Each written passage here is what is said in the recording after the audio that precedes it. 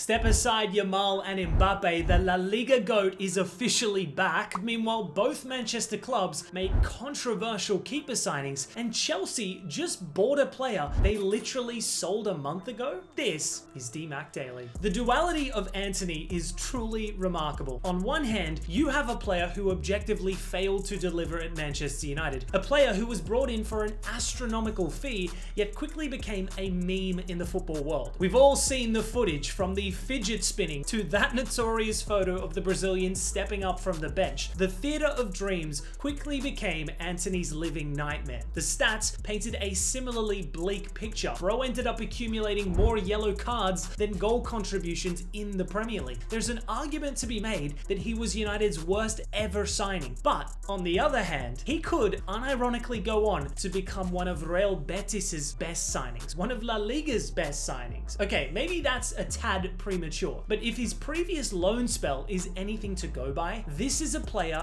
destined to thrive in sunny Spain. 14 goal contributions in 26 appearances for Betis last season, a spell which included multiple jaw-dropping goals, flair that was actually effective. This was a man who went from rock bottom to an instant star of La Liga, and I mean that sincerely. He also played a vital role in Betis reaching their first ever European final. So the fan base and various figures throughout this club understandably adored him. Club captain Isco said, "We need to crowdfund to see if we can bring him back for another year," whilst Betis legend Joaquin took it one step further, suggesting they literally kidnap him in order to keep the Brazilian. Well, in the end, such drastic measures were not necessary, with a deadline day deal being struck for 25 million euros, the second most expensive transfer in the club's history. What's even crazier is that he rejected a lucrative proposal from Bayern Munich the day prior in order to join Betis. As a result, he was greeted to a hero's welcome both at the airport and then in the streets of Seville. Talk about a positive change of environment. Ultimately, I think this man will go on to thrive at Betis long term. He's going to be the star of this team, and with the World Cup on the horizon, another stellar La Liga campaign or perhaps a Europa League run could see him earn a spot with the Seleção. Also, rumor has it Yamal and Mbappe are trembling at the news of the GOAT arrival. Let Antony cook. Moving back to Manchester though, and both clubs took decisive action on deadline day to reinforce in the goalkeeping department, and I'm not exactly sure how to feel about it. Focusing on City and Donnarumma's arrival is very confusing. Granted, he is undoubtedly one of the best keepers in Europe, a potential favourite to win the 2025 Yashin Trophy, having recently won a treble with PSG. But with the Parisian Giants making the bold decision to sign Lucas Chevalier as their new number one, essentially Donnarumma was ousted from the club. Now, City already had two goalkeepers battling for first choice, but with Ederson securing a deadline day move to Fenerbahce, City pounced for the Italian outcast, a decision that has significant implications because remember, City also made another major keeper signing this summer in James Trafford. The former City Academy graduate was the subject of heavy transfer interest and a bid from Newcastle. However, City then matched their offer to bring him back to the Etihad. They even gave the 22-year-old the vacant number 1 jersey. By all accounts, it looked like he was the present and future of the club's goalkeeping department. He went on to bench Ederson on match day 1, but in his home debut at the Etihad, Trafford had a howler, causing City to push for Ederson's exit and eventually sign Donnarumma. From Trafford's perspective, you gotta feel for him. This isn't exactly a gesture of good faith from the City hierarchy. Let's be honest, they wouldn't sign the Italian to be their second choice keeper. And approaching a World Cup year, Trafford needs to play in order to make the England squad. Also, his previous competition, Ederson, was much older than Donnarumma. That's going to be a problem long term for the Englishman. That being said, Donnarumma's profile is the exact opposite of Pep's archetype in goal. The Catalan coach has always favoured technically astute sweeper keepers, whereas Donna is a more traditional shot stopper. In fact, I'd say his distribution is probably his weakest trait. Maybe Pep is steering away from this specific profile. After all, Pep's current methods aren't working nearly as well as they used to. Meanwhile, United's pursuit of a new goalkeeper has also been a complicated saga that went down to the wire. Having seen a loan for Emi Martinez swiftly rejected earlier in the window, United's transfer strategy would be that they would only consider buying another goalkeeper if they were able to sell either Onana or Bayindir. However, that stance abruptly changed following Bayindir's opening matchday howler, followed by Onana's Carabao Cup disaster class. By this point in the window, United had two clear options: Martinez or the relatively unknown Seme Lamed. Lamens. Martinez was waiting for the call on deadline day, but in the end, they shockingly chose the 23-year-old Belgian instead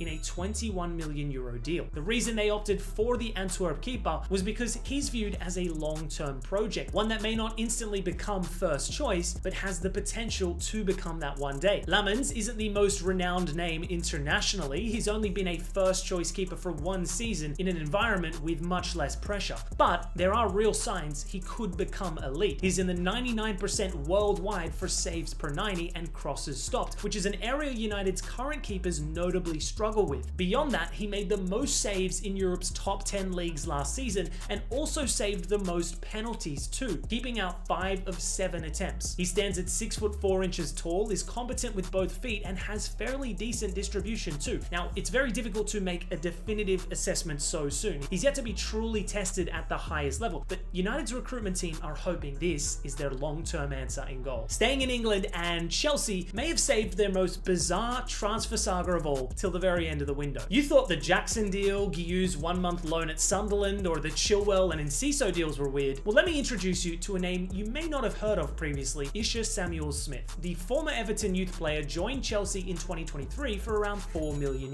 He'd spent 2 years in the academy, and despite never featuring in the first team, signed a contract extension with Chelsea in April till 2031. The left back was hoping for this to be his breakthrough season, yet in July, Chelsea then signed Jorel Hato. So with limited senior opportunities on the horizon, he opted for a new team. Well, sorta. In fellow Blue Coat club, Strasbourg, who reportedly paid €7.5 million.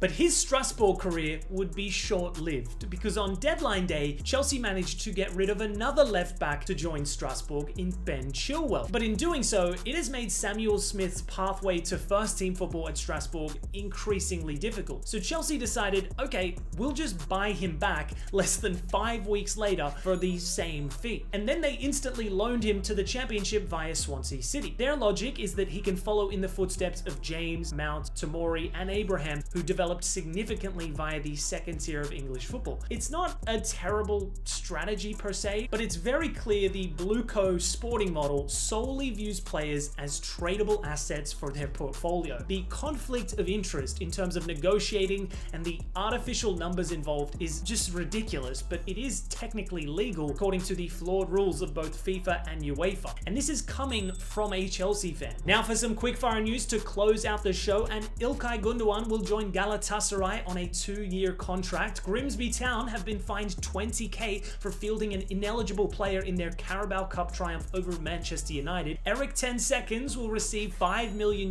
of compensation following his Leverkusen sacking. So including the $1 million of salary he already accumulated, my guy's taken home $6 million for 60 days work, 100k a day. Barca's Frankie de Jong has claimed La Liga is not a serious league following the VAR debacle in their latest match v Rayo Vallecano, with Pedri also slamming the league's professionalism. Meanwhile, the Serie A president has reaffirmed his desire to hold a league match abroad in Australia this season, stating, "I am optimistic we can hold Milan Como in Australia despite some resistance to the idea. We are hoping the approval from UEFA arrives by the end of September." Vitesse are headed to the Dutch courts in a last-ditch attempt to regain its professional license. A definitive verdict will be announced tomorrow. Finally, Dele Alli officially terminates his contract with Como, with the 29-year-old now on the hunt for a new club. Anyways, guys, that's all for today's DMAC Daily. Thanks so much for tuning in. If you enjoyed the show, feel free to like, subscribe, check out the Patreon, and I'll catch you tomorrow.